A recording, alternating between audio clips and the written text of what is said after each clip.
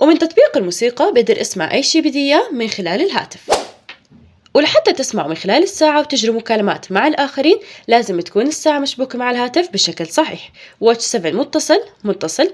رح نرجع لليوتيوب، وأكيد بتقدروا تتحكموا بالانتقال بين الفيديوهات، بتروحوا للفيديو اللي بعده أو ترجعوا للفيديو اللي كنتوا فيه. وأكيد درجة الصوت، خلينا نجرب جودة الصوت عندي واضح ونقي.